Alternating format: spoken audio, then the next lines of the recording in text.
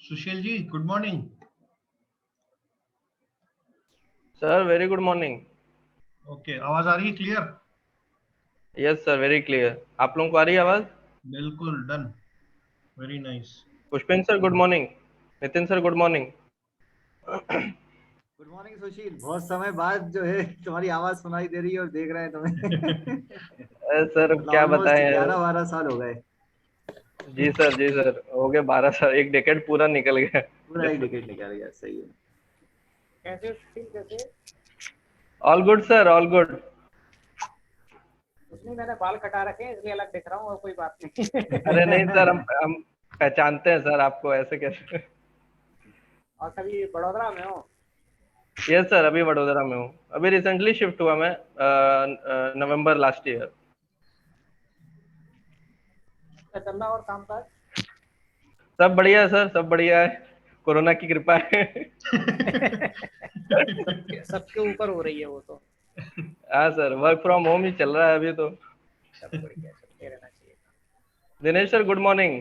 Good morning boss. Sir good morning.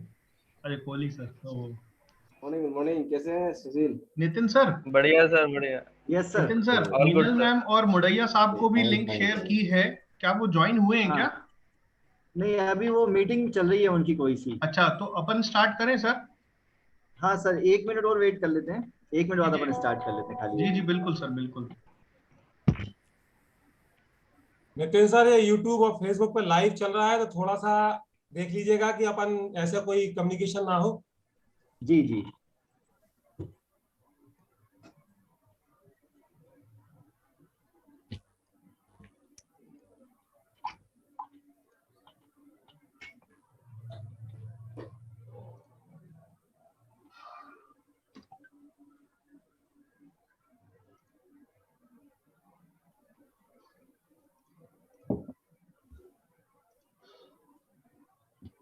ठीक है Jain sir, जी sir, जी sir. एक फीडबैक फॉर्म भी शेयर कर दें अपन तो आपको है सर, एनबीए में बनाया सपोर्ट है। मिल जाएगा। सर है, बना लिया है। बना लिया ठीक है, है ठीक है। शेयर। वो एनबीए में बिल्कुल क्या, वो एलुमनाई टॉक आ जाता ना, एलुमनाई फीडबैक। बिल्कुल सर। इसके खत्म होने का फिर शेयर कर देना। हाँ हाँ बिल्कुल हाँ। सर, एट लास्ट एक बार बस याद तो रहेगा, पर फिर भी रिमाइंड करा दीजिएगा। बना ठीक रखा है, है ठीक लिंक, है, मैं शेयर कर दूंगा। ठीक है सर, ठीक। है ना सर? जी सर। ठीक सर, शुरू कर देते हैं अपन। बिल्कुल सर, बिल्कुल, एक minute sir.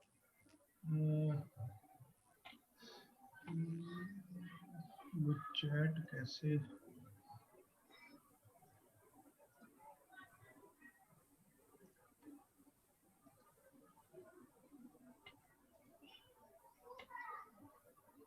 Okay, chat chat lock कर दे।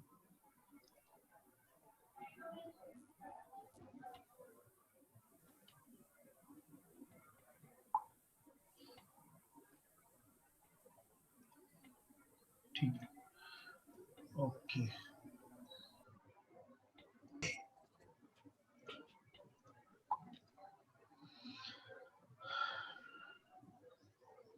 Okay, Hare Krishna and good morning to everyone present here.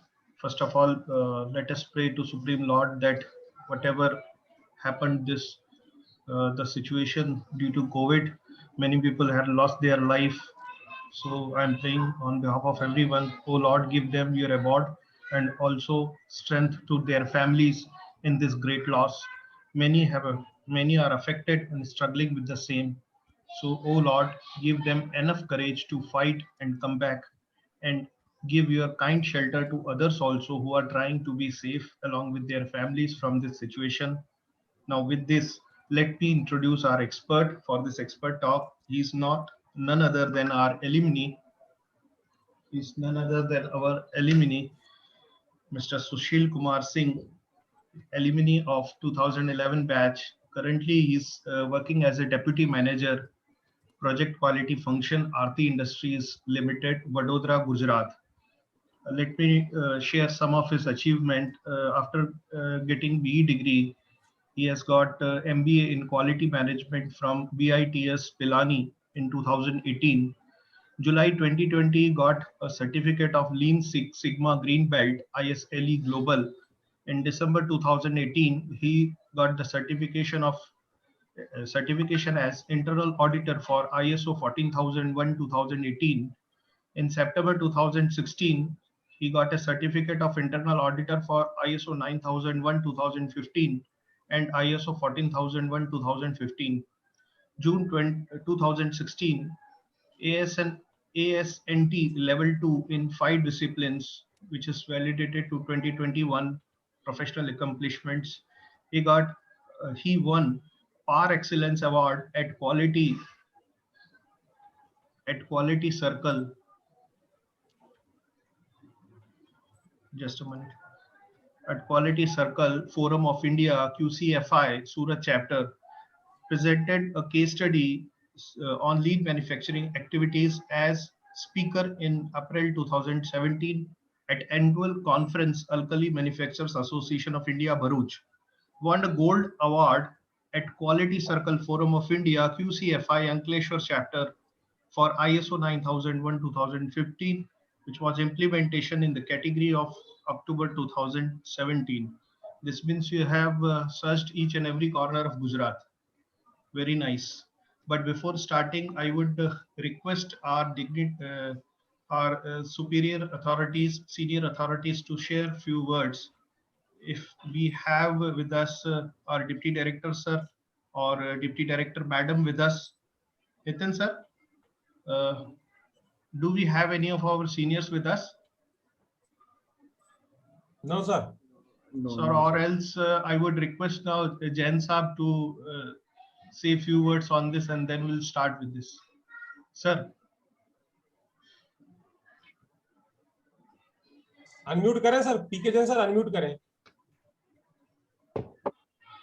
Very good morning to one and all present in this expert talk by our dear alumni, Mr. Sushil Kumar Singh. He is passed out of 2011 batch, and as I remember, he was very brilliant student of 2011 batch, and he was very much ambitious. That's why he did MBA also, and he got this post. So I wish all the best to my dear alumni, Mr. Sushil Kumar Singh, and thank you very much, the Mechanical Engineering Department, especially HOD Dr. Nitin Tenguria for organizing such event, for interaction of our alumni with the students. Thank you very much. Mr. Sushil. Yes, Are sir. you able to listen? Yeah, I have shared the screening, this thing with you, rights with you. Kindly share your screen if you have PPTs and all. Yeah. Okay. Thanks a lot, sir. And ये मेरे लिए भी बहुत अच्छा experience है कि almost एक decade के बाद में हम लोग कनेक्ट हुए हैं. Nitin sir, Pushpen sir, Dinesh Kohli sir, Meenal ma'am, Srivastava sir, सब लोग, मतलब हम लोग we have spend 4 years together. और भी सीनियर्स जो हमारे साथ अभी नहीं है, मुड़ैया सर हो गए, या बाकी अरविंद सर जो अभी शायद उधर हैं मैनिट में, तो मैनिट में नितिन जैन सर. सो बहुत सारे यादें हमारी भी जो है रिफ्रेश हो गई हैं. सो आयुषी मैम ऑफ कोर्स. तो उन सबको अच्छा है कि एक रिकॉल हो गया. सो अभी नाउ अभी जैसा कि हमारा पर्पस है, and I thank Nitin sir कि हमें इस काबिल समझा कि हम कुछ अपना एक्सपीरियंस शेयर कर सकें. अदरवाइज आप सबके सामने एक्सपीरियंस और नॉलेज के सामने हमारा ऐसा कुछ बहुत नहीं है, बट फिर भी जो हमने पिछले 9-10 years में जो थोड़ा बहुत समझा है, सीखा है, इंडस्ट्री को जाना है, वो एक्सपीरियंस मैं शेयर करना चाहूँगा. तो मैं अपना स्क्रीन शेयर करता हूँ, प्लीज कंफर्म कीजिएगा अगर आपको विजिबल हो तो.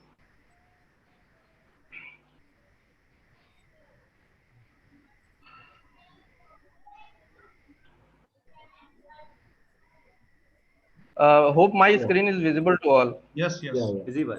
Yes, it is. Okay. Yes, sir, visible. So, okay, thank you, sir. So, अभी स्टार्ट करते हैं. तो आज का जो जैसा कि मैंने एक टॉपिक जो सिलेक्ट किया है वो है evolving with time, gearing up for future. अभी का जो सिनेरियो है हमारा कि हमको चाहे वो कोई भी प्रोफेशनल हो, चाहे वी आर फ्रॉम टेक्निकल और नॉन टेक्निकल, टाइम के साथ इवॉल्व करना is very much essential. Otherwise we will lose our relevance in this competitive market, जो भी हमारा इंडस्ट्री का सिचुएशन है, चाहे हम जॉब के लिए सीख कर रहे हों या स्टार्टअप के लिए, एंटरप्रेन्योरशिप के लिए, इन व्हाट्सओवर फील्ड। सो टाइम के साथ इवॉल्व होना बहुत ज़रूरी है, तभी हम अपने आप को फ्यूचर रेडी कर सकते हैं। सो उस टॉपिक के ऊपर मैंने कुछ स्लाइड्स बनाए हैं जो मैं आपको शेयर करूंगा। जो एजेंडा और लिस्ट ऑफ कंटेंट्स हैं उसमें brief about my self already sir ने शेयर कर दिया है, तो उस पर मैं टाइम ज़्यादा नहीं लूंगा। Dilemma situation, clearing the air, prepare for battle and think about future, keep present in mind. So जो मेन फोकस है हमारे ये 4 टॉपिक्स के ऊपर रहेगा, जो मैं आगे स्लाइड्स में कवर करूंगा। इसमें ऑलरेडी सर ने सब कुछ कवर कर दिया है मेरे बारे में। मैं सिर्फ एक पॉइंट इसमें हाईलाइट करना चाहता हूँ कि in last 10 years of my career मेरा जो एक्सपोजर रहा है वो power, energy, oil and gas, chemical, in sectors में रहा है। सो मेरे इस एक्सपीरियंस को ध्यान में रख के कि मैंने क्या सीखा इन डिफरेंट इंडस्ट्रीज, चाहे वो पावर हो, एनर्जी हो, ऑयल एंड गैस है या केमिकल, वो उसमें से जो जिस्ट है वो मैंने स्लाइड्स में डाला है और वो I will present to you. तो सबसे पहले हम बात करते हैं डिलेमा सिचुएशन की। ये सिचुएशन जनरली क्या होता है कि ये मैं बात करता हूँ जब हम लोग कॉलेज में रहते हैं। जनरली इन 3rd और 4th ईयर हमारा कुछ ऐसा रहता है कि वी आर नॉट श्योर कि हमें कहाँ जाना है। We don't actually, in most of the cases, ज़्यादातर सिचुएशन में हमें ये नहीं पता होता है कि हमें किस तरफ जाना है, हमारा एम क्या है, गोल क्या है। हम लोग फर्स्ट ईयर से, फर्स्ट सेमेस्टर से सब्जेक्ट पढ़ना चालू करते हैं, समझना चालू करते हैं। धीरे धीरे सेकेंड ईयर से हमारे स्पेशलाइज्ड कोर्सेज जो हैं वो आना चालू हो जाते हैं। बट स्लोली क्या होता है कि जो मेरा अपना पर्सनल एक्सपीरियंस है, या जो मेरे बैच में हमारे कई सारे जो हमारे साथी थे, कुछ का तो मैं नाम भी लेना चाहता हूँ, सुमित हो गया और Sumit Banke, one of my best colleague जो मेरे साथ में था। फिर उसके अलावा विवेक बंशपाल, राहुल, बहुत सारे ऐसे, प्रशांत पाठक, ऐसे बहुत सारे हम लोग थे जो हम लोग कॉलेज के समय में कई बार ये सब डिस्कस किया करते थे कि हमारा एम क्या है, हमें किधर जाना है। तो हम लोग क्या ज्यादातर कंफ्यूज स्टेट में रहते थे, कुछ भी क्लियर नहीं रहता था। कभी लगता था कि गवर्नमेंट जॉब के लिए प्रिपरेशन करनी है तो चलते हैं हम लोग कोचिंग ज्वाइन कर लेते हैं, या फिर कभी लगता था कि नहीं हमें प्राइवेट सेक्टर में जाना है, कभी लगता था नहीं कि कुछ छोटा मोटा बिजनेस हम करेंगे आफ्टर द ग्रेजुएशन। तो बहुत सारा डिलेमा सिचुएशन रहता था, हमें पता नहीं रहता था कि वेयर टू गो और व्हाट टू चूज।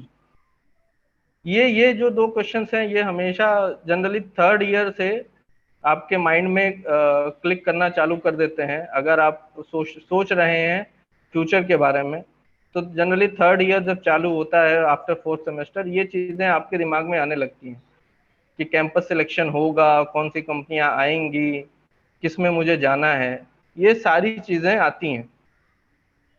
ऑटोमोबाइल में जाना है, हैवी इंजीनियरिंग में जाना है, आईटी में जाना है, कंसल्टेंसी में जाना है, टेक्नोलॉजी में जाना है, power, energy, oil and gas, manufacturing, chemical, petrochemical, mining and many more. जो हमारा मैकेनिकल इंजीनियरिंग का जो फील्ड है वो बहुत वास्ट है, हम उसको कंसाइज नहीं कर सकते। पहले शुरू में हम लोगों को लगता था, इन फर्स्ट ईयर जब हम लोग आए थे पहले तो उस समय एक छोटा सा एक ये हम लोगों को वो था कि उस समय CS IT का बहुत बूम था, तो मैकेनिकल वाले हम लोग थोड़ा सा इंफीरियरिटी कॉम्प्लेक्स में रहते थे। बट होता क्या था कि धीरे धीरे जैसे जैसे हमारे फैकल्टीज के साथ में इंटरेक्शन होता था, हमें हमारा जो सोचने का और देखने का नजरिया और दायरा है वो हम बढ़ाने लगे। तो ये जो सिचुएशन है कि 3rd ईयर में मोस्टली हर स्टूडेंट को होता है, तो जो हमारे साथी अभी 2nd 3rd ईयर में हैं उनको ये चीजें अभी से सोचनी चाहिए। अदरवाइज क्या होता है कि हम लेट हो जाते हैं। अगर हम सोचेंगे कि नहीं फाइनल ईयर में देखेंगे, 7th या 8th सेमेस्टर में देखेंगे क्या कंपनियां आती हैं, कैसा सिचुएशन है, तो हम बहुत लेट हो जाते हैं।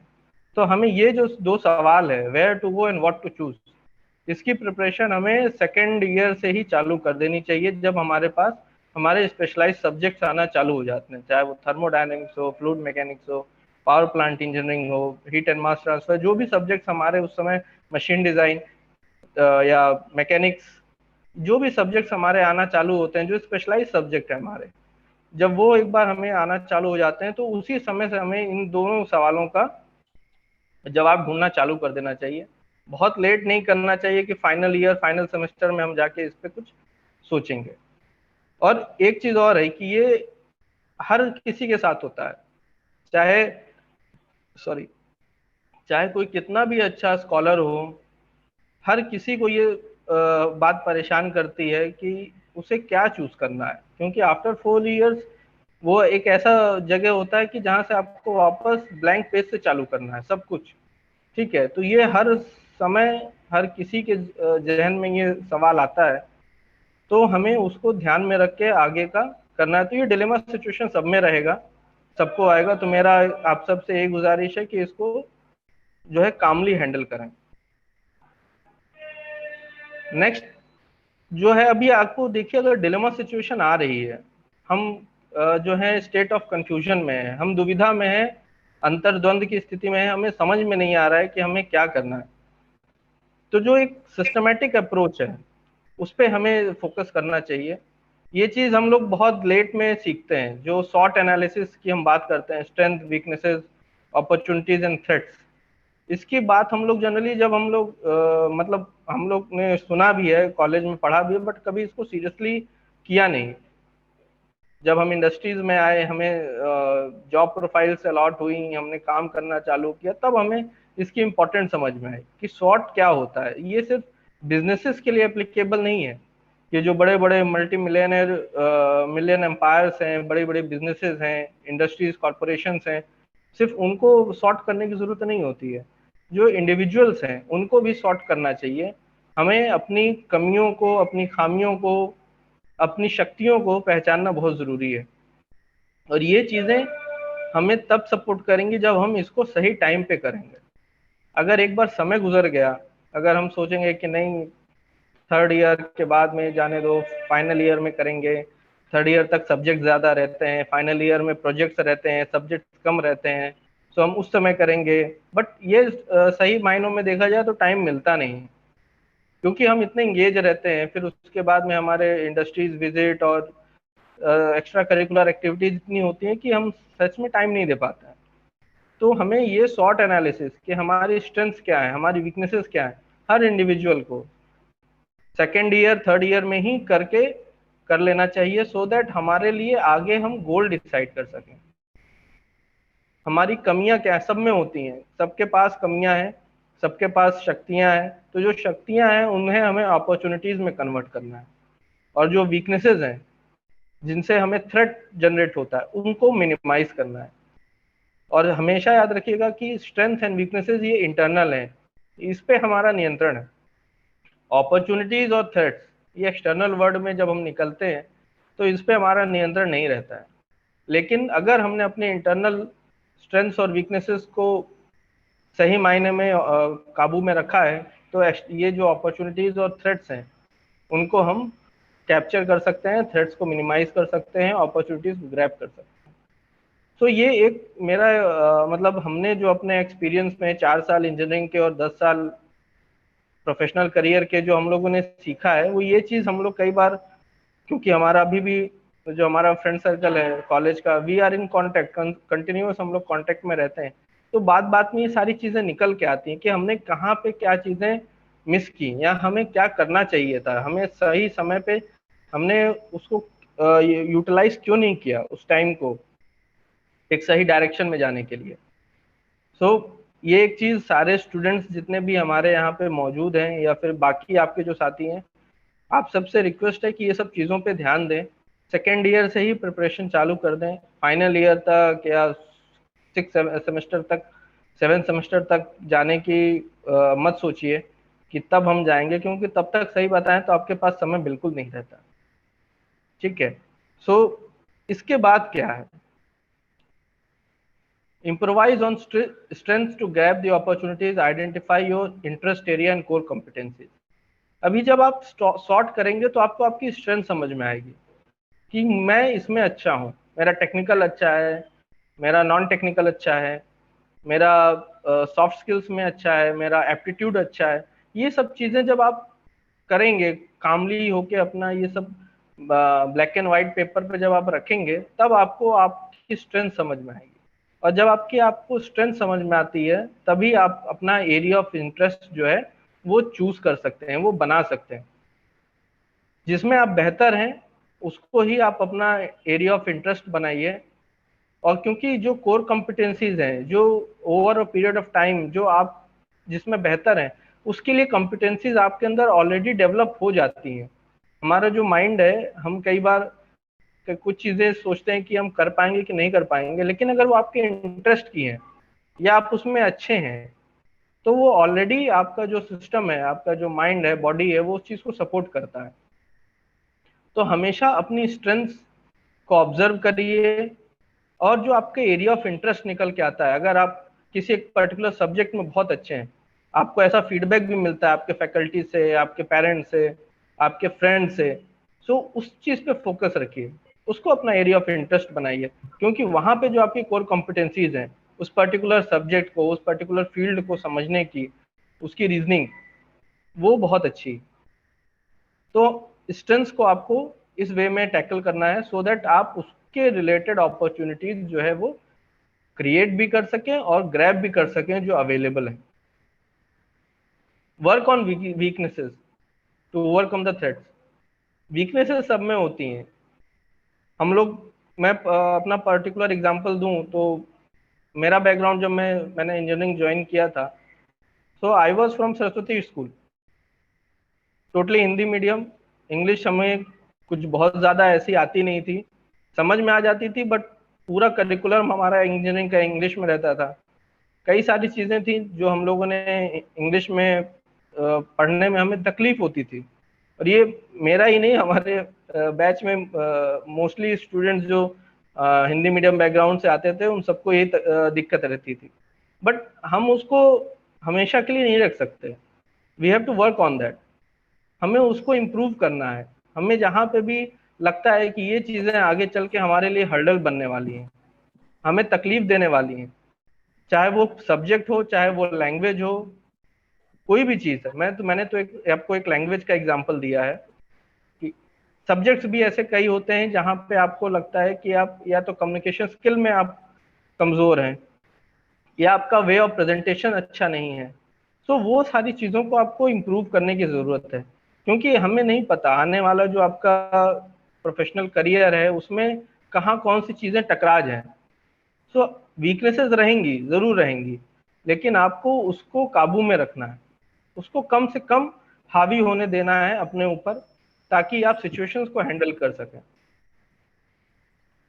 क्योंकि क्या होता है, हम कई बार सोचते हैं कि यार मैं एक पर्टिकुलर चीज में बहुत अच्छा हूँ, आगे चल के सब ऐसा ही रहेगा। ऐसा नहीं होता।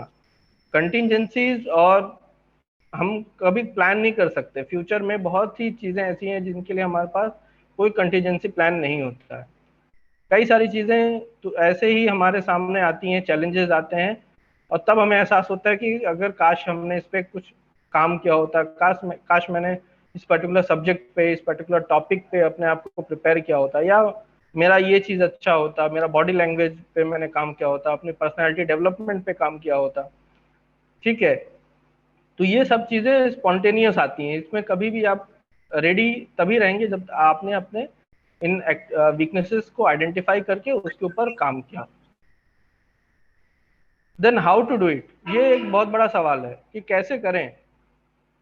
उसके लिए मेरा एक सजेशन है आप सबसे, जो मेरे साथी हैं, मित्र हैं, दोस्त हैं, भाई हैं, कि हमेशा एक मेंटर ढूंढिए। कोई भी हो सकता है, आपके पेरेंट्स हो सकते हैं, आपके टीचर्स, फैकल्टी, इवन आपके फ्रेंड्स, जो आपको सपोर्ट करें इन वीकनेसेस को ओवरकम करने के लिए। और स्ट्रेंथ को आप कैसे ज्यादा से ज्यादा अपने जो है वो कैप्चर कर सकते हैं। क्योंकि क्या होता है, कई बार हम लोग ये सोच के चलते हैं कि नहीं सब कुछ हमारे अकॉर्डिंग होगा, वैसा होता नहीं है। 4 साल जो कॉलेज के रहते हैं या उसके पहले जो स्कूलिंग रहती है, वो एक सब्जेक्ट, एक बुक में रहती है हमारे लिए। तो अगर हमने उसको अच्छे से रीड कर लिया है, अंडरस्टैंड कर लिया है, तो जरूरी नहीं है कि आगे का जो करियर है, जो after the college, after this चालू होगा आपका ग्रेजुएशन के बाद में, वो सब आउट ऑफ सिलेबस रहता है। उसमें आपको कभी भी कुछ भी फेस करना पड़ सकता है, कभी भी कुछ भी आपके सामने आ सकता है। जो चीजें हमने पहले छोड़ दी थी ये सोच के कि यार इसकी तो कभी जरूरत नहीं पड़ेगी, वैसे भी सिचुएशंस आ सकते हैं। तो एक मेंटर का होना बहुत जरूरी है, जो आपको सही सलाह दे, सही राह दिखाए। मुझे याद है हम लोग भी कई बार अपने फैकल्टीज को अप्रोच करते थे समय समय पे कि सर मुझे यहाँ पे गाइडेंस चाहिए, मेरा ये प्रोफाइल चल रहा है, अभी क्या है कैसा है। इवन कॉलेज में भी कई सारे फैकल्टीज थे, हम लोग सबके टच में रहते थे पूछने के लिए कि अभी इसमें क्या करना चाहिए, हमें आगे कैसे बढ़ना चाहिए, ये चीज में मुझे कैसे इम्प्रूव करना है। तो आपको क्या करना है कि वो कहाँ से आपको वो सोर्स है जो आपको इसमें हेल्प कर सकता है, आपको वो आइडेंटिफाई करना बहुत जरूरी है। जब तक आपके पास एक सही मार्गदर्शन नहीं होगा बिसाइड्स दी कोर सब्जेक्ट, फ्यूचर के लिए, आपके फ्यूचर प्रोस्पेक्ट के लिए, करियर के लिए, जब तक आपके पास सही मार्गदर्शन नहीं मिलेगा तब तक क्या होगा कि आपके पास आपकी शक्तियां भी हैं लेकिन आपको कैसे उसको इस्तेमाल करना है, आपकी स्ट्रेंथ को आप नहीं बता पाएंगे। आपकी वीकनेसेस भी हैं, कमजोरियां हैं, लेकिन हम उसको कैसे दूर कर सकते हैं, उसका क्या तरीका है, वो हमें पता नहीं लगेंगी। तो मेरा आप सबसे ये रिक्वेस्ट है कि हम लोगों ने ये सारी चीजें अपने एक्सपीरियंस से, मैं हो गया या मेरे क्लास के हम लोग की 60 लोगों की स्ट्रेंथ थी मैकेनिकल ब्रांच की 2007-2011 बैच, तो ये सब चीजें हम लोगों ने फेस की हैं, हर किसी ने फेस की हैं। लेकिन हम लोगों ने उस समय के हिसाब से, आज से 10-11 साल पहले के हिसाब से, तब काफी कोशिशें की कि ये चीजों को हम ओवरकम कर सकें। लेकिन जैसा कि बता रहा हूँ कि हम लोगों ने भी कई सारी चीजें बहुत लेट चालू की। 6 सेमेस्टर 7 सेमेस्टर के बाद हम सोचना चालू करते थे कि हमें क्या करना है क्या नहीं करना है। फाइनल ईयर में आके हम लोग कैंपस का वेट करते थे, फिर उसके बाद सोचते थे कि अप्रैल मई में ग्रेजुएशन हो जाएगा, उसके बाद हम देखेंगे। तब तक क्या बहुत लेट हो जाता है। इसलिए सही टाइम पे आपको ये सारी एक्टिविटीज करनी है, तभी आप अपने आप को रेडी रख सकते हैं आगे के लिए। फिर आते हैं think about future, keep present in mind. हमेशा जो होता है ना, हम लोग फ्यूचर के बारे में सोचते हैं लेकिन भविष्य को ध्यान में रखते हुए, सोचते हुए हमें वर्तमान को नहीं भूलना चाहिए। क्योंकि आज जो चीजें चल रही हैं उसके बेसिस पे ही फ्यूचर हमारा जो है वो बनेगा या बिगड़ेगा। जो भी है वो आज वर्तमान के ही ऊपर निर्भर करता है। सो इसमें सबसे पहले चीज जो आपने स्ट्रेंथ अपनी समझी है, जानी है, once the goal is decided, collect sufficient information and ascertain that is correct and useful। एक बार आपने गोल अपना फिक्स कर लिया, आपने सारे डाउट्स अपने क्लियर कर लिए, आप स्टेट ऑफ डिलेमा से बाहर आ गए, आपने स्ट्रेंथ्स अपने जो हैं वो सही तरीके से जान लिए हैं, उसके बाद आपको इंफॉर्मेशन कलेक्ट करना बहुत जरूरी है कि आप क्या चाहते हैं, उसके लिए आपके पास में क्या इंफॉर्मेशन है मार्केट में या इंडस्ट्रीज में, या आपका जो प्रैक्टिसेस चल रही हैं वो क्या हैं, उसमें क्या आप में उसको ओवरकम करने के लिए आपको और क्या स्किल्स डेवलप करनी है। ये सारी चीजें आपको कलेक्ट करना है, मार्केट स्टडी करनी है, इंडस्ट्री स्टडी करनी है। और वो इंफॉर्मेशंस को हमेशा याद रखिएगा, वेरीफाई करिएगा। कई बार क्या होता है, हम लोग सुनी सुनाई बातों पे जाते हैं। जैसे मान लीजिए कि आपका फील्ड, आपका जो एक्सपर्टीज है वो एक पर्टिकुलर सेक्टर में है। अब हम क्या करते हैं कि हम मार्केट रिसर्च नहीं करते, हम लोगों से पूछना चालू कर देते हैं कि ये मैं इसमें सोच रहा हूँ ये प्रोफाइल में जाने के लिए या ये इंडस्ट्री में जाने के लिए। तो लोग क्या है, अपना बेस्ड अपना एक्सपीरियंस बताते हैं, किसी का अच्छा होगा किसी का बुरा होगा, उससे क्या होगा हम वापस से अपने स्टेट ऑफ डिलेमा में जाएंगे। सो बेटर है कि फैक्ट्स पे जाएं, फिगर्स पे जाएं, जो हमारे पास आज की डेट में ऑनलाइन प्लेटफॉर्म्स अवेलेबल हैं, वेबसाइट्स हैं, उसके थ्रू जाएं, सो दैट आपको अनबायस्ड इंफॉर्मेशन मिलेगी कोई भी इंडस्ट्री के बारे में, कोई भी प्रोफाइल जो आप, पोर्टफोलियो जो आप सीख कर रहे हैं उसके बारे में। मार्केट रिसर्च बहुत जरूरी है। कई बार मैं अपना पर्सनल एक्सपीरियंस बताऊं या फिर मेरे साथियों का, जो हम लोग साथ में थे, तो हम लोग कई बार क्या करते थे, सिर्फ जॉब के लिए हंट करते थे कि कॉलेज से निकल जाएंगे, फिर क्या करेंगे, चलो यहाँ जॉब करेंगे, वहाँ जॉब करेंगे। But over a period of time, अभी आज 10 साल के बाद में हम लोगों को, हमारे साथियों को ये सब रियलाइज होता है कि मार्केट रिसर्च बहुत जरूरी है।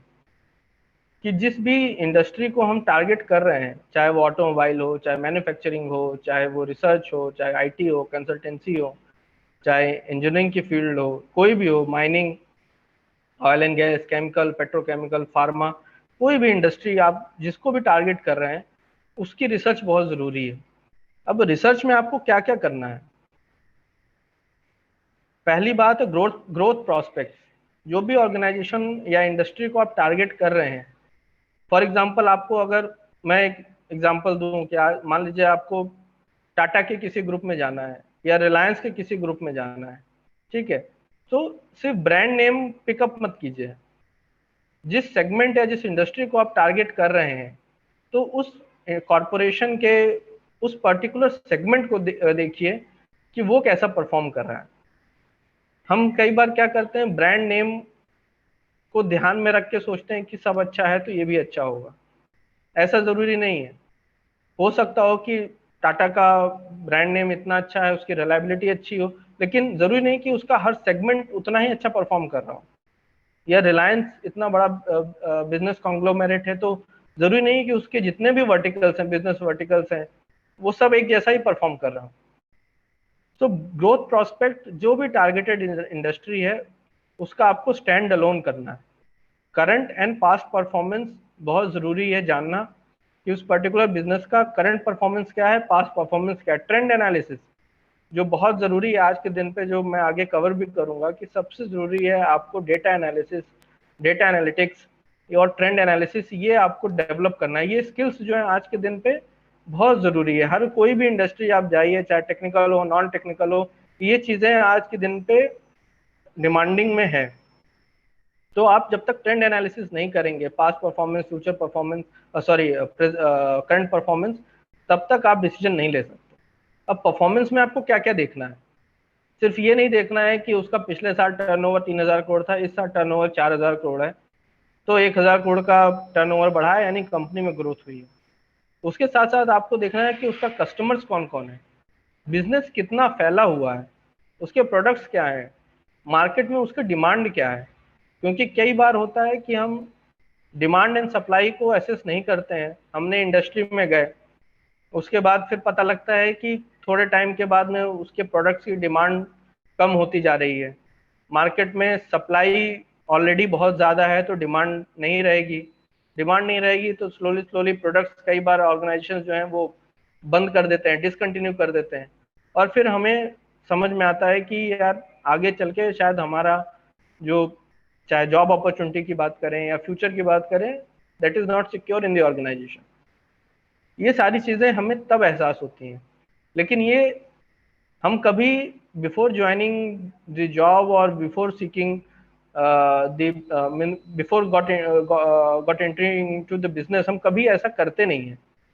तो मेरा आप सबसे रिक्वेस्ट है, ये सारी चीजें पहले करें। जैसे कि कोई भी एम्प्लॉयर अपने एम्प्लॉय को सेलेक्ट करने के पहले उसके रिज्यूमे को समझता है, उसकी स्ट्रेंथ को जानता है, उसकी वीकनेसेस को जानता है, वैसे ही एक एम्प्लॉय को भी एम्प्लॉयर सेलेक्ट करने के पहले, या अपना अगर आप इंटरप्रेन्योरशिप करना चाहते हैं, आप स्टार्टअप खोलना चाहते हैं, तो बिजनेस में जाने के पहले आपको वो पूरे बिजनेस को, उसके स्ट्रक्चर को, उसके इकोसिस्टम को समझना बहुत जरूरी है। और इसमें एक चीज मेरा ऐड करना रह गया, वो है वर्किंग कल्चर। कई बार क्या होता है कि इंडस्ट्री बहुत अच्छी है, सब कुछ बहुत अच्छा है, पैसा भी अच्छा देती है, सब कुछ अच्छा देता है, बट आपका वर्क कल्चर वहां पे अच्छा नहीं है, वर्क लाइफ बैलेंस नहीं है, आप दिन रात काम करते रहते हैं, आपको नो डाउट पैसा मिलता है, बट आप अपने फैमिली के लिए, अपने लिए टाइम नहीं निकाल पाते हैं, या फिर वहां पे बहुत ही ज्यादा आपको जो है वो पुश एंड पुल करना पड़ता है, स्ट्रगल करना पड़ता है, despite you are being offered with a very healthy amount. So working culture भी आपको जानना समझना बहुत जरूरी है जब भी आप किसी ऑर्गेनाइजेशन को ज्वाइन करें या कोई इंडस्ट्री को ज्वाइन करें। ये सारी चीजें हम लोगों ने अपने पर्सनल एक्सपीरियंस से सीखी हैं, जो हमें भी नहीं पता थी। शुरू के 4-5 साल हम भी ऐसे ही भटकते थे, कभी इस इंडस्ट्री में कभी उस इंडस्ट्री में, बट धीरे धीरे चीजें समझ में आने लगी कि कहाँ हमने गलतियां की थी।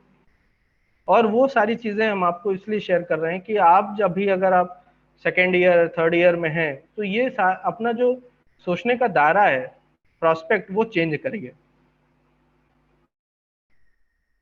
उसके बाद में क्या है कि आज के दिन पे, अभी जैसे हमारा जो टॉपिक है इवॉल्विंग विद टाइम, आज से 10 साल पहले जो इंडस्ट्रीज प्रैक्टिसेस चल रही थी वो आज के दिन पे ऑब्सोलीट हो जाती हैं, या जो आज चल रही है वो 2 साल बाद मार्केट में रहेगी नहीं रहेगी वो हमें पता नहीं। तो आपको क्या करना पड़ेगा, आपके स्किल्स को टाइम टू टाइम इनरिच करना है, उसको एनहेंस करना है। जैसे कि मैं अपना पर्सनल एक्सपीरियंस दूं तो मैंने क्वालिटी के ऑलमोस्ट सारे डोमेन में काम किया हुआ है, चाहे वो क्वालिटी मैनेजमेंट सिस्टम्स हो, मटेरियल इंस्पेक्शंस हो, टेस्टिंग्स हो, चाहे वो आपके TQM हो, टोटल क्वालिटी मैनेजमेंट्स है। सो और हर सिचुएशन के लिए आपको डिफरेंट एक्सपर्टीज की जरूरत है। तो जहां पे आपको जैसी रिक्वायरमेंट है एक्सपर्टीज की, आपको उसके लिए वो एक्सपर्टीज आपको गेन करनी है, वो स्किल्स आपको अटेन करनी जरूरी है। मैं एक आपको बहुत छोटा सा एग्जांपल देता हूँ। मैंने जब 2011 में कैंपस प्लेसमेंट के थ्रू इंडस्ट्री ज्वाइन की थी, गैमन इंडिया। सो उस समय मेरा प्रोफाइल कुछ नहीं था, हम लोग एज ए GT थे, तो हम लोग सब पे काम करते थे, प्रोजेक्ट्स में काम करते थे, एग्जीक्यूशन में, स्ट्रक्चर डिजाइन में, क्वालिटी मैन्युफैक्चरिंग क्वालिटी में। उस समय हमारे पास में क्या होता था कि एक, आप लोगों ने शायद सुना होगा, ASME course, American society of mechanical engineering. तो उसमें 10-11 उसके सेगमेंट्स हैं, सेक्शन 1-2 से लेके 10-11 तक सेगमेंट्स हैं। कोई वेल्डिंग पे है, कोई मटेरियल पे है, कोई फेरस पे है, कोई नॉन फेरस पे है, कोई नॉन डिस्ट्रक्टिव टेस्टिंग पे है। सो ये सब चीजें हैं। वो बुक हमको लाके हमारे बॉस ने दे दी, बोला आप ये पढ़ो। और सच में बताएं, हम लोगों को उस समय ऐसा लगता था कि ये जाने ऐसी क्या चीज मिल गई है जिसको हमने कभी फेस नहीं किया। वो पूरा बिल्कुल आप देखोगे तो जो मोटी मोटी हमारी किताबें होती हैं कॉलेज की, उससे भी डबल या ट्रिपल उसका साइज था। और वो सारी चीजें ऐसी थी कि हमने कभी एनविसाज नहीं किया था कि ये भी इंडस्ट्री में चलता है और हमें ये सब भी चीजें देखने की जरूरत है। उसके अलावा बाकी सारी चीजें, बहुत सारी चीजें हैं जो, मैं अपने सीनियर्स का भी एग्जांपल दूं तो राकेश निकेतन या फजी हैदर, ऐसे बहुत सारे हमारे सीनियर्स थे जिनके कांटेक्ट में हम लोग रहते थे, और और उनसे हम इनपुट लेते रहते थे। तो उनका भी यही हमेशा कहना था कि आप लोग जो है, इंडस्ट्री क्या चल रही है, उसकी क्या डिमांड है, बिसाइड्स हमारा जो टेक्निकल करिकुलम है उसमें हम वो सारी चीजें भी, स्किल्स भी ऐड करें। जहां पे अगर हम कोई ऑटोमोबाइल सेक्टर को टारगेट कर रहे हैं तो उसके लिए जो रिक्वायरमेंट्स है, कैटिया, प्रोई, वो सब कुछ देखें। अगर हम पाइपिंग में जाना चाहते हैं, पाइपिंग डिजाइन में, तो उसके लिए जो उसका सीजर, कंप्रेस, ये सॉफ्टवेयर है, इस पे हम काम करें। अगर आप क्वालिटी प्रोफाइल में जाना चाहते हैं तो ISO requirements, non destructive testing, metallurgy की आपको ठीक ठाक नॉलेज होनी चाहिए। सो अगर आप IT सेक्टर में जा रहे हैं तो IT सेक्टर रिलेटेड आपको अगर कुछ वहाँ पे एक्सपर्टीज चाहिए, सो वो ये सारी चीजें। और क्या है कि प्री रिक्विजिट्स हैं आज के दिन में। इंडस्ट्रीज की सिचुएशन ऐसी है कि बहुत ज्यादा इन्वेस्ट करती हैं कैपेसिटी बिल्डिंग पे, लेकिन उनका भी ये सोचना है कि जो कैंडिडेट्स उनको मिले वो रेडी मिले इन सारी स्किल्स के साथ में। अगर आपके पास में ये स्किल्स हैं, आपने अगर कॉलेज पास आउट होने के थोड़े समय में ये सारी चीजें, जो भी आप इंडस्ट्री सेगमेंट्स को टारगेट कर रहे हैं, अगर आपने ये सब चीजें की हुई हैं, तो आपका प्रेफरेंस बढ़ जाता है compare to your other peer students जो जॉब अपॉर्चुनिटीज के लिए हंट कर रहे हैं। तो इस पे भी आपको ध्यान देना बहुत जरूरी है। जैसा कि मैंने बताया, इंडस्ट्री रिक्वायरमेंट्स हर 2-3 साल में बदलती रहती हैं। तो इसलिए आज जो आपके पास स्किल्स है, नॉलेज है, 3 साल बाद जरूरी नहीं है कि वो वैलिड ही हो। तो आपको आपकी स्किल्स को जो है शार्पन करना जरूरी है, एनरिच करते रहना जरूरी है। और जो एक बहुत जरूरी चीज है वो मैं आपसे शेयर करना चाहता हूँ कि decisions related to future prospect must be based on present analysis, always have short to medium term planning 3 to 5 year. जो भी आप इंडस्ट्री में टारगेट कर रहे हैं ना, उसको 3 से 5 साल के स्पैन में आप टारगेट कीजिए। कभी भी ये मत सोचिए कि मैं 1 साल में ये जॉब में जाऊंगा और उसके बाद मैं स्विच कर दूंगा, मुझे दूसरी अपॉर्चुनिटी मिलेगी, मैं चला जाऊंगा। इंडस्ट्री में लॉन्ग टर्म में ये प्रेफरेबल नहीं होता, क्योंकि जो इंडस्ट्रीज या एम्प्लॉयर्स ये देखते हैं कि आप बहुत फ्रिक्वेंटली जॉब स्विच कर रहे हैं, तो आप वो ये मानते हैं कि आप अपना एक्सपर्टीज जो है वो डेवलप नहीं कर पाए, आप अपने core competencies, professional core competencies develop नहीं कर पाए, क्योंकि आप फ्रीक्वेंट जॉब स्विच कर रहे हैं। तो कभी भी जो आप अगर जॉब अपॉर्चुनिटीज की प्लानिंग करते हैं या अगर आप अपना बिजनेस भी खोलते हैं, जो भी है, तो मिनिमम 3 to 5 ईयर्स का आप प्लानिंग रखिए कि मुझे इतना समय इस इंडस्ट्री को देना है, और उस समय हर चीज आप उस इंडस्ट्री के बारे में जानिए, उसका वर्किंग कल्चर कैसा है, प्रोडक्ट्स क्या हैं, कस्टमर रिक्वायरमेंट्स क्या क्या आ रही हैं, क्या आपको स्किल्स की जरूरत है, ये सारी चीजें आपको जानना बहुत जरूरी है। Always keep vigilant about changing industry need and upskill yourself time to time accordingly. जैसा कि मैंने बोला कि आपको विजिलेंट रहना है कि क्या चल रहा है, latest what is going on into the market. आपको हमेशा अपने टोज पे रहना है कि मार्केट में क्या चेंज हुआ, इंडस्ट्री में क्या चेंज हो रहा है, ऑर्गेनाइजेशन की क्या नीड में चेंज आ रहा है, और उसके अकॉर्डिंगली आप टाइम टू टाइम अपने स्किल्स को इम्प्रूव करते जाइए। नहीं तो क्या होता है कि हम लोग कई बार देखते हैं कि कोई और जो है हमारी पोजीशंस पे आ रहा है, उसका एक्सपीरियंस भले ही कम हो आपसे, लेकिन क्योंकि उसके पास कुछ एडिशनल क्वालिफिकेशंस हैं, इसलिए ऑर्गेनाइजेशंस उसको प्रेफर करती हैं। तो ये बहुत ज़रूरी है कि आप टाइम टू टाइम अपने स्किल्स को इम्प्रूव करते रहिए, ग्रोथ करते रहिए। और एक और बात मैं शेयर करना चाहता हूँ, हम लोग कई बार कॉलेज में रहते हैं तो कई बार सिचुएशन देखते हैं, जैसे 2007 में जब हम लोगों ने ज्वाइन किया था, तो 8-9 का क्राइसिस सबको पता है, पूरा ग्लोबल मार्केट मेल्ट डाउन हुआ था उस समय, चाहे आप इंडिया की बात करें या अब्रॉड की बात करें, कोई भी अछूता नहीं था, और हम लोगों को उस समय लगता था कि आगे क्या होगा। बट फिर भी हमने देखा कि हमारे जो उस समय सीनियर्स थे, उनके अच्छे प्लेसमेंट्स हुए, उनको अच्छी जॉब अपॉर्चुनिटीज मिली, कुछ ने अपना अच्छा स्टार्टअप चालू किया। और ये चीजें हम हर बार देखते हैं कि हर 4-5 साल में एक ऐसा सिचुएशन आता है जब आपको लगता है कि आपके पास अपॉर्चुनिटीज नहीं है।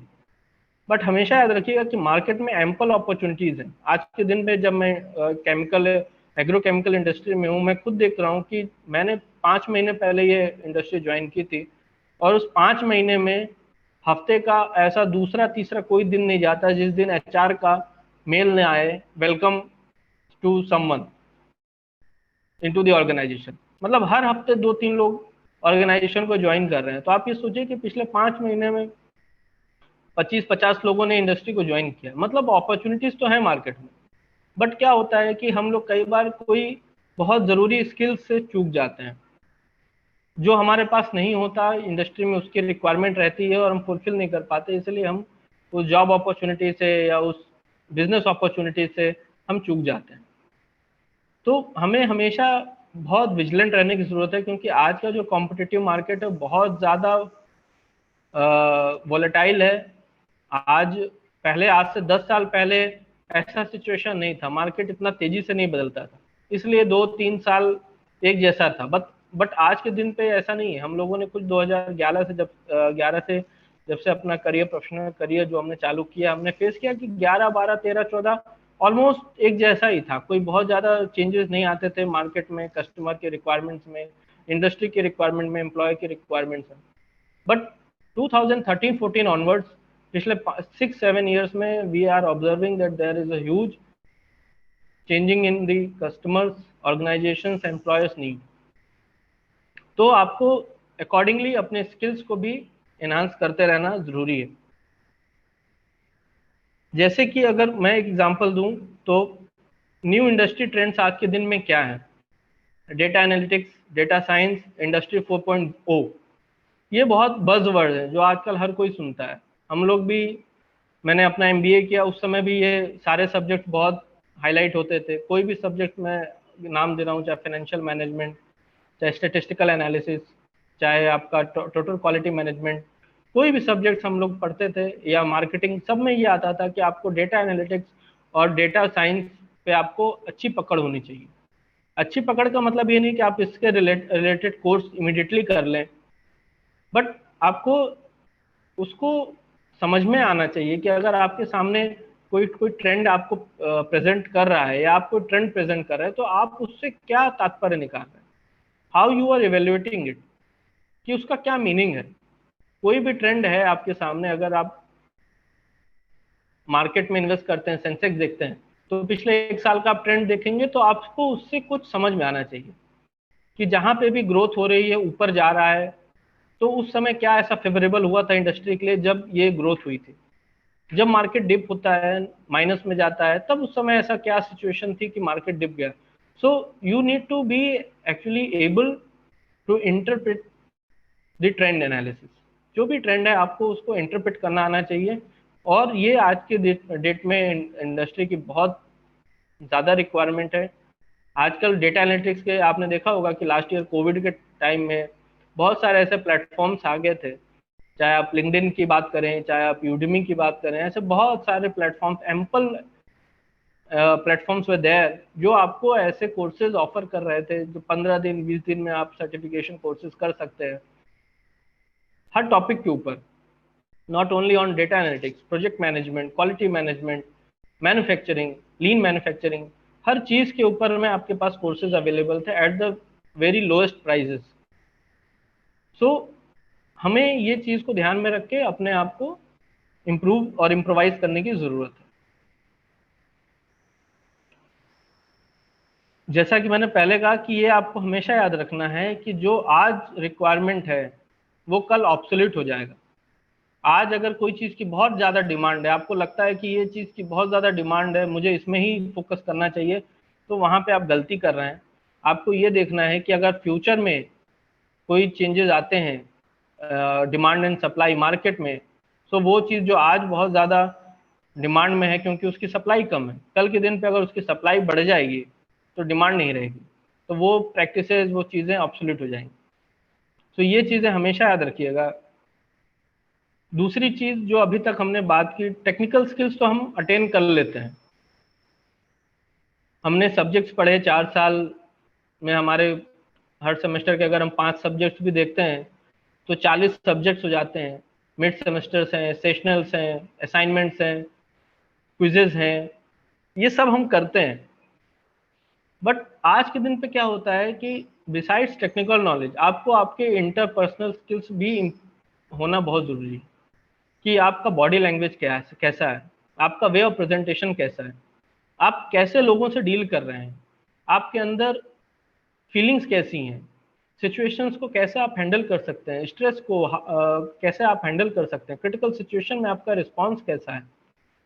ये सारी चीज़ें कंप्राइजिंग आपके ये सारे एट्रीब्यूट्स, आपका बिहेवियर, एटीट्यूड, आपका रीजनिंग, हर चीज़ मिला के beside technical requirements, interpersonal skills बहुत ज़्यादा ज़रूरी है। मैं तो बोलता हूँ इक्वली ज़रूरी है, क्योंकि शुरू में आपको टेक्निकल नॉलेज जो है वो काम आती है, बट धीरे धीरे जब आप ग्रोथ करते जाते हैं over a period of time, तब आपको टेक्निकल नॉलेज के साथ साथ इंटरपर्सनल स्किल्स पे भी ज़रूरी है कि आप उस पर ध्यान दें, तभी आप लैडर जो है आपका प्रोफेशनल करियर की हायरार्की, उसमें आप आगे बढ़ सकते हैं। ये चीज़ें हम अपने पर्सनल एक्सपीरियंस आपको इसलिए बता रहे हैं क्योंकि इनमें हमने कहीं ना कहीं कुछ गलतियां की थी, और ये सारी चीज़ें अब हमें रियलाइज हो रही हैं पिछले कुछ साल पहले से, पिछले 4 या 5 साल पहले से हमें ये चीज़ें रियलाइज हुई। शुरू के 3-4 साल हम भी स्ट्रगल करते थे ये सारी चीज़ों में। सो ये आपको ध्यान देना बहुत ज़रूरी है। और एक चीज़ और है कि ऑलवेज वेलकम दी चैलेंजेस। हम कई बार सोचते हैं कि नई चीज़ आ रही है, चैलेंज है मेरे लिए, लेकिन ये हमेशा याद रखिए जो चैलेंज है वही आपको अपॉर्चुनिटी देती है टू लर्न न्यू थिंग्स।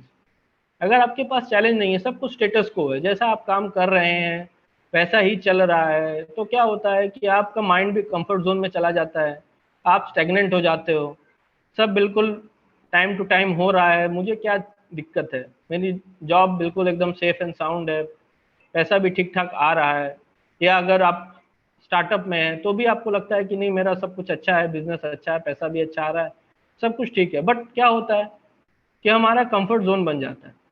और जब तक हम उस कंफर्ट जोन से बाहर नहीं निकलते हैं, जब तक हम नए चैलेंजेस फेस नहीं करते हैं, तब तक हम नई लर्निंग नहीं कर सकते, और जब तक हम नई लर्निंग नहीं कर सकते तब तक हम आगे अपने लिए कोई अपॉर्चुनिटी जो है वो उसका डोर या विंडो ओपन नहीं कर पाएंगे।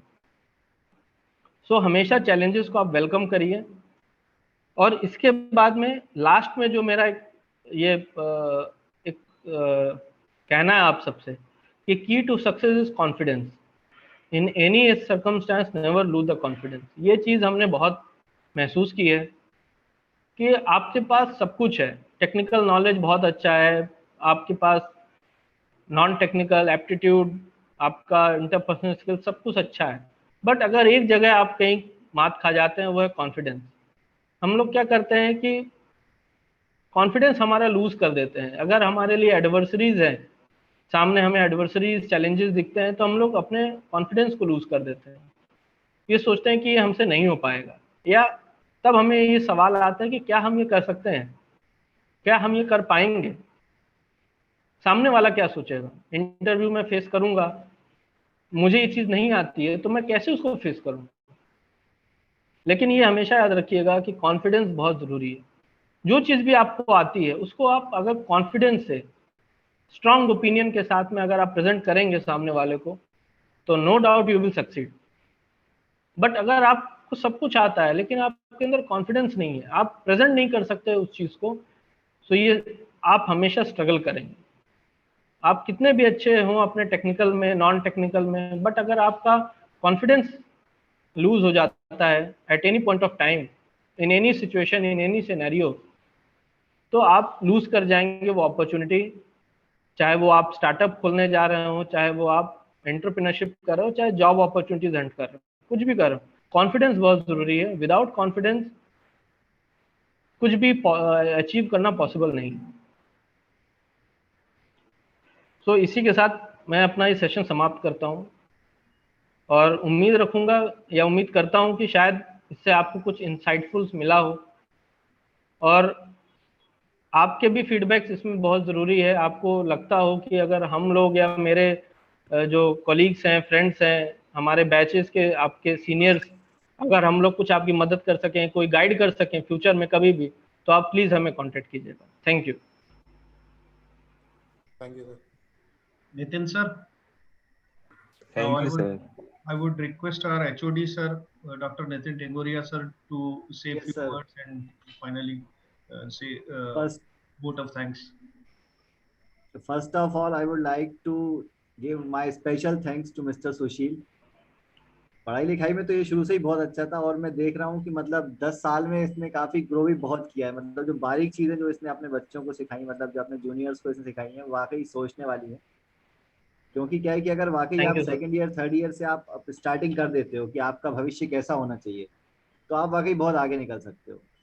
तो ये बहुत ही अच्छी चीज़ है सुशील आपने शेयर करी, और Thank you, आने वाले टाइम में भी आपको हम एक बार फिर से बुलाएंगे। तब हम चाहेंगे कि जैसे अभी आपने बताया ना कि एम कैसे डिसाइड करना है, अब जैसे हम बुलाएंगे तो हम चाहते हैं कि आप एक बार बच्चों को ये बताएं कि इंडस्ट्री है मतलब कैसे क्या काम होता है, कैसी स्किल्स एक डेवलप करनी चाहिए। ये तो आपने बहुत अच्छा बताया है कि कैसे मतलब आगे आप करियर प्लान कर सकते हो और क्या चीज़ें आप सीखनी है इंडस्ट्री में, से मेन यस टेक्नोलॉजी क्या चल रही है, इसके बारे में आप, मेरी रिक्वेस्ट है कि एक बार आप और आना और हमारे बच्चों को सिखाना। Thank you so much. Sure और sure sir, sure sir. one more thing I would like to share that we are having Dr. Kohli with us, who is the in charge of institution innovation cell and working daily new things to learn and teach his students. So I request Dr. Kohli to say one or two lines for this seminar. Am I audible, sir?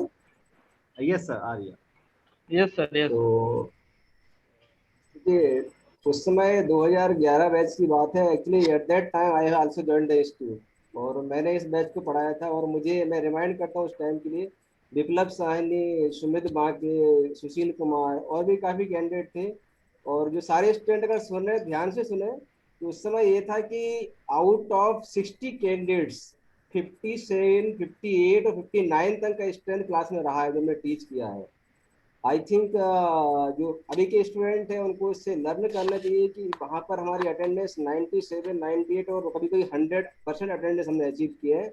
And एक great achievement उस batch का जो सभी लोग अभी भी हमारा department याद करता है और हमारे लिए एक बड़ा प्राइड की बात है कि सुमित बाकी उस समय हमारा जो कैंडिडेट था जो गोल्ड मेडलिस्ट रहा है यूनिवर्सिटी से, तो ये शायद आपके यस बैच सर। के लिए भी एक मिसाइल रही है, एक माइलस्टोन रहा है, और डिपार्टमेंट के लिए भी है।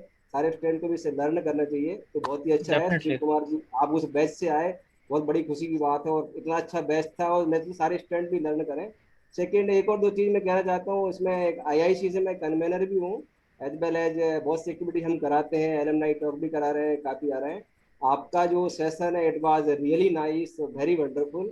आपने देखा जाए तो स्टेप वाइज हमारे स्टूडेंट या आपके जूनियर्स कहना चाहिए किस स्टेप से अपना स्टडी शुरू करें, किस प्रकार से अपना प्लानिंग करें, कैसे उन्हें कंपटीशन फेस करना है, इंडस्ट्री में कैसे जाना है, और इंडस्ट्री की नीड क्या है, हाउ टू प्रिपेयर देमसेल्फ, आपने स्टेप वाइज बताया। Even you have also discussed about the interpersonal skills which are very important. You have shown that it is equally important to the academic, but you have got the knowledge at the institute level. आपने बहुत clear तरीके से बताया, even को motivate भी किया है। There are a lot of points you have discussed in detail. I think it is a really wonderful session for the all the candidates. हम लोग भी एक्चुअली टीचर्स हैं, स्टूडेंट को पढ़ाते हैं, अपना नॉलेज देने की कोशिश करते हैं, बट स्टिल जब हम देखते हैं कि एलुमनाई जो रियल में अभी इंडस्ट्री में है, इंडस्ट्री में जो अभी जो करंट का सिनारियो है उससे गुजर रहे हैं, जब उसका जो एक्सपीरियंस शेयर करते हैं, बिकॉज कहते हैं कि एक्सपीरियंस या अनुभव से बड़ा कोई गुरु नहीं होता, सबसे बड़ा गुरु हमारा अनुभव ही होता है। और जब डायरेक्टली आप इस अनुभव को हमारे स्टूडेंट के साथ शेयर करते हैं, तो वो स्टूडेंट हमारे लगता है कि वो उस इंडस्ट्री में काम कर रहे हैं और वो रियल वही नॉलेज मिल रहा है। तो I think thank you very much कि आपने थैंक यू इतना सर। टाइम दिया हमारे लिए, हमारे स्टूडेंट के लिए। And thank you again to all जिन्होंने अटेंड किया, and thank you so much to our HOD sir who gave me opportunity to say few words. Thank you so much sir, very good. Thank you sir. तो on hello behalf sir, of मेरा एक question है। On behalf of हाँ पूछ लो, आप question पूछ लो, पहले question पूछ लो। सर मेरा एक क्वेश्चन है कि आपने सर MBA ग्रेजुएशन के कितने स्क्रीन साल ऑफ बाद कर किया दे था? सर, स्क्रीन ऑफ कर दे, लोग देखने लगेंगे। जी जी, स्क्रीन ऑफ कर दे, थोड़ा शेयर स्क्रीन ऑफ कर दे।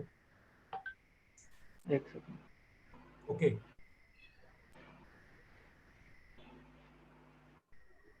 हेलो सर, आपने MBA ग्रेजुएशन के कितने साल बाद किया था? मैंने ग्रेजुएशन के 5 साल, 5 या 6 साल बाद 2016 में मैंने एनरोल किया था, और 2018 में मैंने कंप्लीट किया था। अच्छा अच्छा, okay okay, thank you sir. मैं वही बता रहा हूँ ना कि ये कई सारी चीजें हम लोग भी बहुत लेट समझना चालू किए थे यस कि सर। आपको अगर एक्सेल करना है तो आपको कैसे कैसे अपने स्किल्स को इम्प्रूव करना जरूरी है। हम लोग, मैं इसीलिए अपने बार बार एक्सपीरियंस में बता रहा था कि हम लोग भी कई चीज़ों में लेट हुए हैं, तो आप लेट नहीं हो, वो चीज़ का ध्यान रखिए। Yes sir, thank you sir. Sushil ji, एक चीज बताएं कि हायर एजुकेशन क्या रोल प्ले कर सकती है हम लोगों को कैरियर में? मतलब BE के बाद हम लोग जैसे MTech करें या MBA करें, तो does they play a role, और BTech के बाद भी सफिशिएंट है? नहीं सर, बीटेक के बाद में तो मेरा अपना पर्सनल एक्सपीरियंस है, क्योंकि मैं since 2013 I was pursuing for masters. मैंने IIT गांधीनगर में भी अप्रोच किया था, बट कुछ सर्कमस्टेंसेस नहीं कर पाया। Then I tried for UPS, university of petroleum Dehradun, वहाँ पे भी था, बट मेरा जॉब स्विच हो गया तो वो भी नहीं हुआ। देन फाइनली मैंने बिट्स को एनरोल किया। तो मैंने जो एक्सपीरियंस किया है सर, कि आपका जो थिंकिंग है ना वो बहुत ब्रॉडन होता है।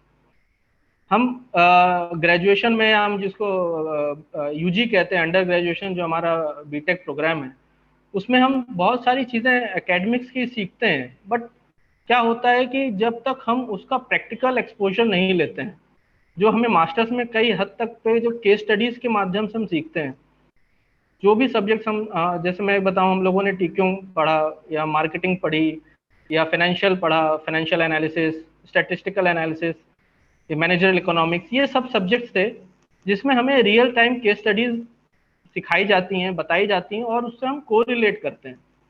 तो डेफिनेटली जो आपका एक सोचने का, देखने का, समझने का नज़रिया है वो बहुत बढ़ता है। कॉलेज नो डाउट, आप ग्रेजुएशन, कोई भी, चाहे ग्रेजुएशन हो, चाहे बीटेक हो, आप BE करें, चाहे B फार्मा का कोई भी सब्जेक्ट से, जो वो बेसिक ग्रेजुएशन आपको टेक्निकल नॉलेज तो दे देता है, बट मास्टर्स वो आपको बेसिकली हेल्प करता है आपके थिंकिंग को वाइडन करने के लिए। और डेफिनेटली अगर आप इंडस्ट्री में हैं तो आपका वे ऑफ अप्रोच भी चेंज हो जाता है। मैंने अपना खुद एक्सपीरियंस किया है 2017-18 से मैंने जो अपना करियर देखा है, या फिर जो मेरा वे ऑफ अप्रोच था चीज़ों को समझने का, हैंडल करने का, वो काफ़ी बदला है। क्योंकि आपका सिचुएशन आपने देखी है कि केस स्टडीज़ में कैसे चीज़ें हैंडल होती हैं, जो रियल टाइम केस स्टडीज़ हैं हमने पढ़ी हैं, जानी है मास्टर्स में।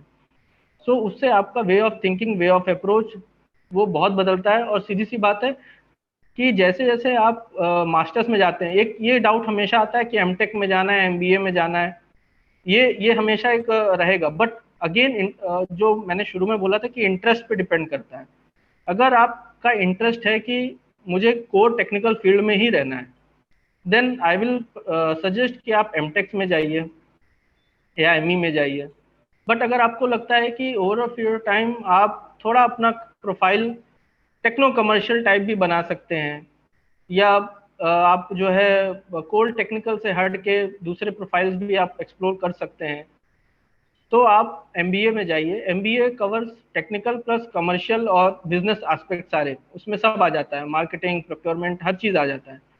एमटेक में भी आता है, बट एमटेक या एमई में मोस्टली टेक्निकल ही रहता है। बट डेफिनेटली मास्टर्स जो है वो हमारे वे ऑफ थिंकिंग को बहुत ब्रॉडन करता है, और ये मेरा पर्सनल एक्सपीरियंस है। सो अगेन, अगर आपका इंटरेस्ट है, सारे स्टूडेंट्स में जिसका भी इंटरेस्ट हो, मेरा रिक्वेस्ट आप परस्यू करिए डेफिनेटली। मैं अपना बताता हूँ कि रेगुलर में मैंने भी नहीं किया है, मेरा भी डिस्टेंस कोर्स ही है, but it was as equal as good as regular, क्योंकि 2 साल का ही कोर्स था। और सारे मेरे weekdays after office online class में ही जाते थे थ्रू सिस्को वेबएक्स। तो ऑफिस से आने के बाद में रोज का 3.5-4 घंटा we use to give on understanding the lectures, क्योंकि वीकेंड पे लेक्चर होते थे और हमारा 6 डेज वर्किंग रहता था, तो वो हम कर नहीं पाते थे। बट हर दिन हमने उसमें इन्वेस्ट किया है। तो मेरा वही रिक्वेस्ट है कि आप जहाँ पे भी आपका इंटरेस्ट है, एमटेक एमबीए करिए, बट डेफिनेटली वो आपके सोच का, समझने का दायरा बहुत बढ़ाता है sir. Thank you very much sir. Sir एक क्वेश्चन और था, अभी यस सर। बच्चे सीएस और आईटी की तरफ ज्यादा भगते हैं, जबकि मैकेनिकल हमारी कोर ब्रांच हम लोग कहते हैं, सिविल को कोर ब्रांच हम कहते हैं। यस तो सर। डू यू सजेस्ट कि मैकेनिकल ही बच्चों को करना चाहिए कि सीएस आईटी की तरफ भग सकता है? सर मैं आपको एक बहुत अपना पर्सनल एक्सपीरियंस बताता हूँ। हम लोग जब 2007 में ज्वाइन किए थे, जो बाकी स्टूडेंट सुन रहे हो, तो मैंने अपने डिस्कशन में बताया था कि हम लोगों को बहुत इंफीरियरिटी कॉम्प्लेक्स था उस समय। जो भी हमको मिलता था वो ये, अगर पूछता था आप कहाँ से हो, कौन से ब्रांच में, मैकेनिकल, मतलब कुछ नहीं मिला तो आपने मैकेनिकल लिया है। वो ऐसा था कि आपके नंबर्स बहुत खराब थे, आपको कुछ आता जाता नहीं था, तो चलो मैकेनिकल ले लिया। तो नितिन सर तो उस समय हम लोगों को सेकंड सेमेस्टर में ईडी पढ़ाया, फिर बाद में हमने सर का बहुत कंसल्टेशन लिया था मशीन डिजाइन में भी, और सर ने बहुत जेनरसली टाइम स्पेयर किया था उसके लिए, मुझे याद है। वो घर तक आए थे हमारे, हम सबको बताने के लिए, और कई बार हम लोग भी उनके घर गए। और उस समय और भी हमारे कई सारे फैकल्टीज थे, गोपाल चौरे सर, शायद अभी वो IOCL नासिक में है, उनसे भी टच में रहते हैं हम लोग। सो उन लोगों ने बहुत हम लोग को उस समय बूस्टअप किया था कि ये चीज को हमें कभी भी नहीं सोचना चाहिए कि मैकेनिकल है या हम कोर ब्रांच से हैं तो हम, हमारे लिए अपॉर्चुनिटीज नहीं है, बल्कि हमारे लिए अपॉर्चुनिटीज सबसे ज्यादा है, बी इट अ प्राइवेट और B it a government sector. आप कोई भी गवर्नमेंट सेक्टर देखेंगे, जो चाहे रेलवेज है, IOCL है, BPCL है, HPCL, कोई भी आप गवर्नमेंट सेक्टर उठा लीजिए, चाहे IES है, मैकेनिकल्स के लिए हमेशा उसके लिए अपॉर्चुनिटीज रहती हैं। Compare to CS and IT उनके लिए बहुत लिमिटेड स्कोप रहता है, नो डाउट। अभी जो इंडस्ट्री 4.0 चालू हुआ है, धीरे धीरे डिजिटाइजेशन चालू हुआ, ऑटोमेशन चालू हुआ है, तो CS एंड IT उधर भी आ रहे हैं, बट अभी भी गवर्नमेंट सेक्टर मोस्टली डोमिनेंट है by the core sector people, या कोर इंजीनियरिंग के जो फील्ड्स हैं, चाहे इलेक्ट्रिकल है, सिविल है, मैकेनिकल है। प्राइवेट सेक्टर में मैं एक आपको एक्सपीरियंस बताता हूँ। मेरा 2011 में कैंपस सिलेक्शन हुआ था TCS में। हम 8 जन थे, हम लोग TCS में सेलेक्ट हुए थे। मैं, अंकुर आम्बे, अंकित श्रीवास्तव, विप्लव, प्रशांत पाठक और एक दो विकास।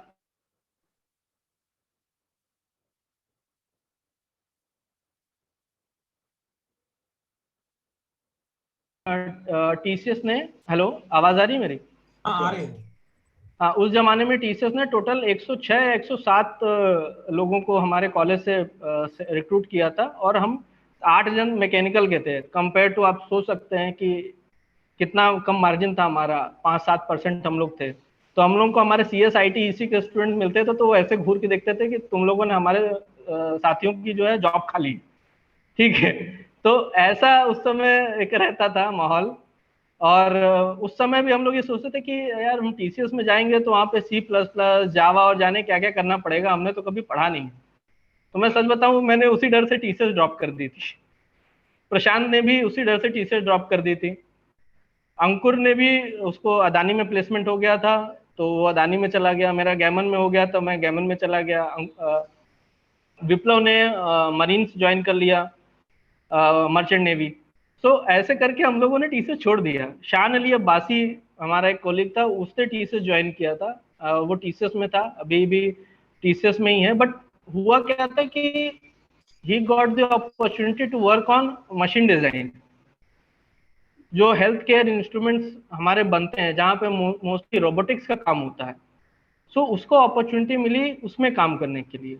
तो अगेन आपका मशीन डिजाइन का जो सब्जेक्ट है वो अप्लाई हो गया, आपके मैकेनिक्स के जो आपके लर्निंग्स है वो अप्लाई हो गए। तो ये क्या होता है कि हम लोग पहले प्री कंसीव कर लेते हैं कि ये यार ये तो हमारे बस की नहीं, चल छोड़ देते हैं। तो हम लोगों ने वैसे ही छोड़ा है। लेकिन शान ने या दूसरे स्टूडेंट ने जिन्होंने ज्वाइन किया उनको मिला है।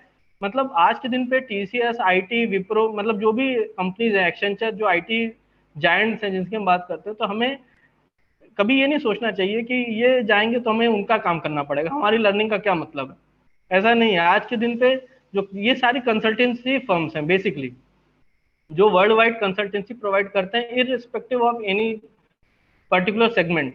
वो ऑटोमोबाइल में भी हैं, एरोस्पेस में भी हैं, आपके रिफाइनरीज में भी हैं, हर चीज में है, और लॉजिस्टिक्स में है, हर चीज में, हेल्थ केयर में। तो आपको वहाँ पे आपको आपके एक्सपर्टीज का ही जॉब मिलता है या मिलेगा, ये आप श्योर रहिए। क्योंकि वो भी आपको ऐसे प्रोफाइल में नहीं डालेंगे जहाँ पे आपका लर्निंग नहीं है, otherwise it will be of no use to them. तो ये सारी चीजें हम लोगों ने धक्के खाए हैं।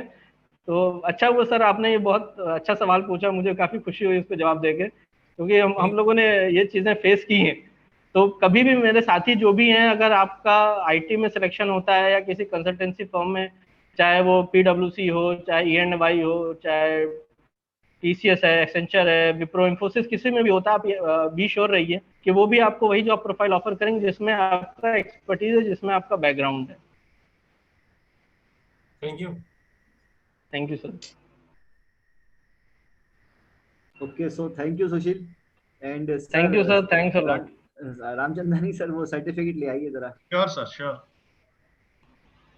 So, dear Sushil, on the behalf of our mechanical department, I am giving you this certificate. मतलब इच्छा तो थी कि अपन फेस टू फेस मिल के ले, लेकिन अब कंडीशन ऐसी है कि अभी आप ये लो थैंक्स अ इसको, लॉट और निकट भविष्य में जब भी सिचुएशन अच्छी होगी हम आपको पर्सनली एक बार बुलाएंगे बच्चों से इंटरेक्ट करने के लिए। डेफिनेटली सर, हम लोग खुद भी चाहते हैं आप लोग से मिलना। जब मौके रहे हम लोग आपसे मिले भी हैं, बट फिर वही है, रोजमर्रा भाग दौड़ में नहीं हो पाया।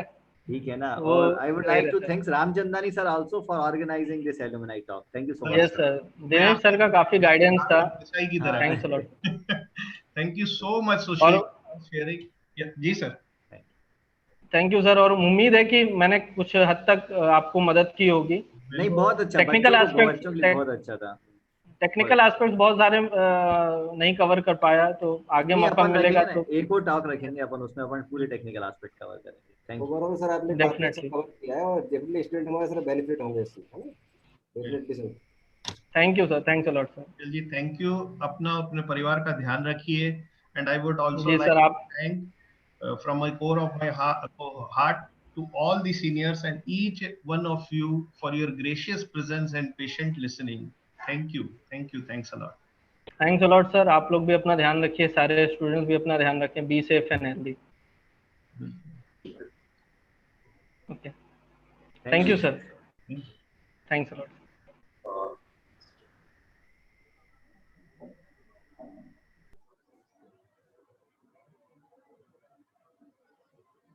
Thank you, sir. Nitin sir, shall I close it? हाँ प्लीज।